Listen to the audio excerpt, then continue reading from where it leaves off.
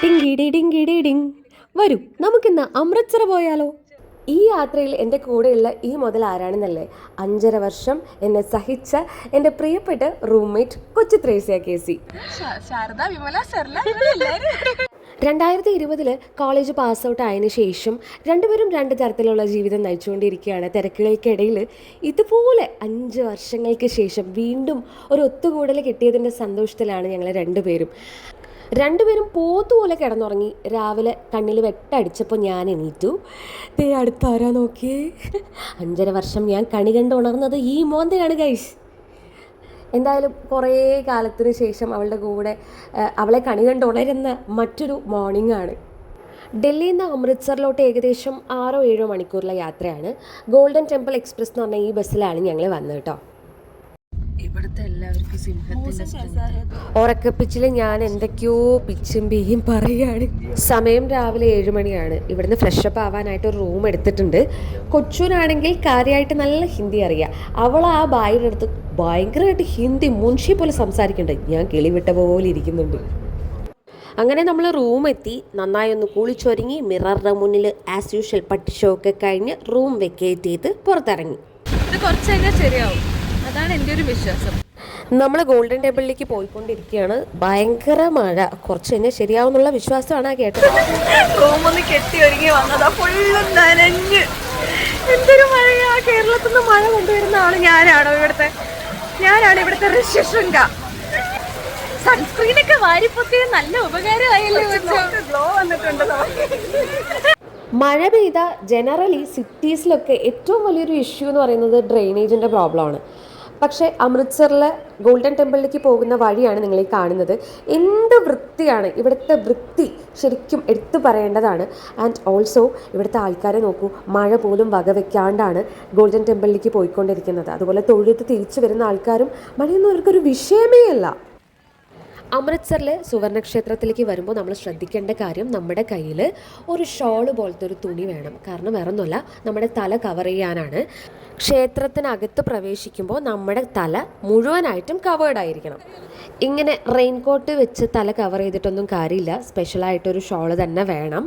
ഞങ്ങൾ രണ്ടും ചെലച്ച് നടക്കുകയാണ് കേട്ടോ. റൂമിൽ നിന്ന് പുറത്ത് വന്നപ്പോൾ തന്നെ നല്ല മഴ പെയ്യുന്നുണ്ടായിരുന്നു. അപ്പൊ എന്തുകൊണ്ടാണ് നമുക്ക് റൂമിൽ തന്നെ നിന്ന് മഴ മാറിയിട്ട് പുറത്തിറങ്ങാം എന്നുള്ള ബുദ്ധി തോന്നാതിരുന്നത്? എന്തുകൊണ്ടാണ്? അത്രക്കുള്ള ബുദ്ധി നമുക്ക് തന്നില്ലല്ലോ അല്ലേ? എഴുതാനും വായിക്കാനും അറിയും പറഞ്ഞിട്ട് എന്താ കാര്യം? നീ എന്താ ചെയ്യുന്നതെന്ന് പറഞ്ഞ് PhD. ഞങ്ങളുടെ മണ്ടത്തരങ്ങളുടെ താത്വികമായ ഒരു അവലോകനത്തിന് ശേഷം കൊടയും വടിയും റെയിൻകോട്ടും ബാക്കി ബാഗും ചെരുപ്പും എല്ലാ സാധനങ്ങളും അമ്പലത്തിൻ്റെ പുറത്ത് ഡെപ്പോസിറ്റ് ചെയ്തിട്ട് അകത്തേക്ക് നടന്ന് നീങ്ങുകയാണ്. ഫൈനലി എൻ്റെ കൺമുമ്പിൽ ഞാൻ കാണുകയാണ് ഗൈസ്, സുവർണക്ഷേത്രം, ദ ഗോൾഡൻ ടെമ്പിൾ. LP ക്ലാസ്സുകളിലെ GK ടെക്സ്റ്റ് ബുക്കിൽ കണ്ട ചിത്രമാണ് ഗോൾഡൻ ടെമ്പിൾ. അതിൻ്റെ മുന്നിൽ ഇങ്ങനെ വന്ന് നിൽക്കാൻ കഴിയും എന്ന് അന്നൊന്നും ഞാൻ സ്വപ്നത്തിൽ പോലും വിചാരിച്ചിട്ടില്ല കേട്ടോ. അമൃത്സറിൽ പോകുന്നത് വലിയൊരു എവറസ്റ്റ് കീഴടക്കുന്ന കാര്യമൊന്നുമല്ല. പക്ഷെ എന്നിരുന്നാലും നമ്മുടെ മനസ്സിലുള്ള കൊച്ചു കൊച്ചു ആഗ്രഹങ്ങളിലെ ബക്കറ്റ് ലിസ്റ്റ് ഉണ്ടല്ലോ, അതിൽ ഓരോന്നോരോന്ന് ഫുൾഫിൽ ചെയ്യുമ്പോൾ നമുക്ക് കിട്ടുന്ന ഒരു പ്രത്യേകതരം സന്തോഷമുണ്ട്. ആ ഒരു സന്തോഷം പറഞ്ഞറിയിക്കാൻ പറ്റാത്തതാണ്. എല്ലാ ഫോട്ടോസും കാണുമ്പോൾ ഒരേ പോസാണെന്ന് നിങ്ങൾക്ക് തോന്നുന്നുണ്ടാവും. പക്ഷേ ഇവിടെ ഫോട്ടോ എടുക്കുമ്പോൾ തല ഫുള്ള് കവർ ചെയ്ത് ഇതുപോലെ കൈകൾ കൂപ്പിയിട്ട് വേണം ഫോട്ടോ എടുക്കാനായിട്ട്. ഇനി നമ്മൾ സുവർണക്ഷേത്രത്തിൻ്റെ അകത്തേക്ക് പോവുകയാണ്. അകത്തേക്ക് പോകാനുള്ള ക്യൂ ആണ് ഈ കാണുന്നത്. ഞായറാഴ്ച ആയതുകൊണ്ട് തന്നെ ഒട്ടുക്കത്തെ തിരക്കായിരുന്നു.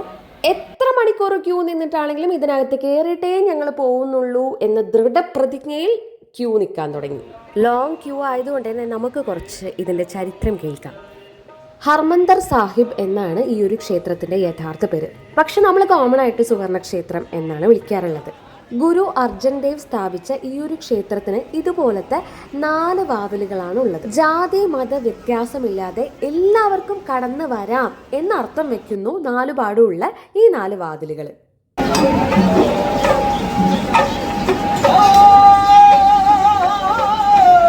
മ്യൂസിക് ഒക്കെ കേട്ട് ലൈനിൽ ഞങ്ങൾ നിന്ന് എൻജോയ് ചെയ്യുകയാണ്.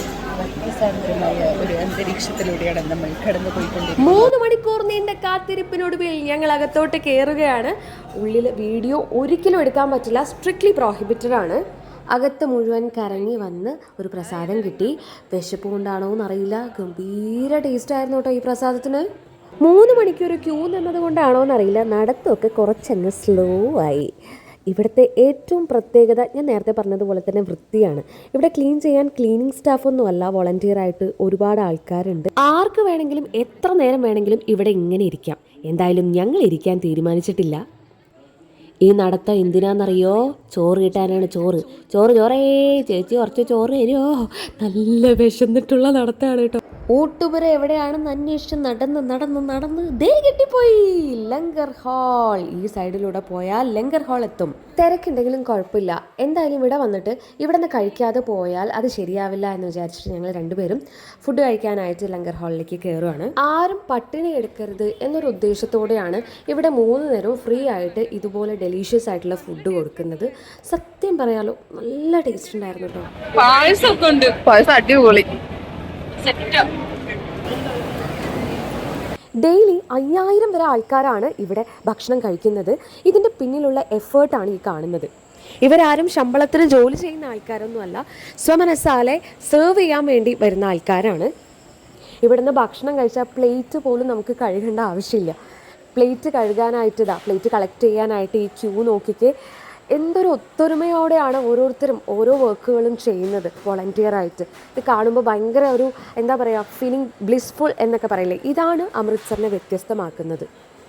അമൃത്സറിന് നേരെ വാഗാ ബോർഡർ പോയി തിരിച്ച് ബസ് കയറാൻ നേരത്ത് ഭയങ്കരമായിട്ടൊരു ആഗ്രഹം രാത്രിയിലുള്ള ഗോൾഡൻ ടെമ്പിളിൻ്റെ വ്യൂ കാണുന്നത്.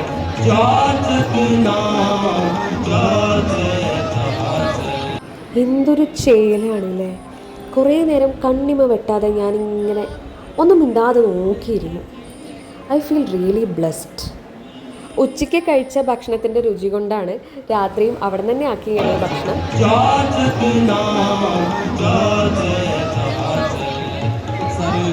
നമ്മളെ പിടിച്ചു നിർത്തുന്ന എന്തോ ഒരു സംഭവം ഈ ഗോൾഡൻ ടെമ്പിളിനുണ്ട്. അതെന്താണെന്ന് എനിക്ക് ഇതുവരെ മനസ്സിലായിട്ടില്ല. എന്തായാലും ഒത്തിരി സന്തോഷത്തോടെ വിടവാങ്ങുകയാണ് അമൃത്സറിൽ നിന്ന്.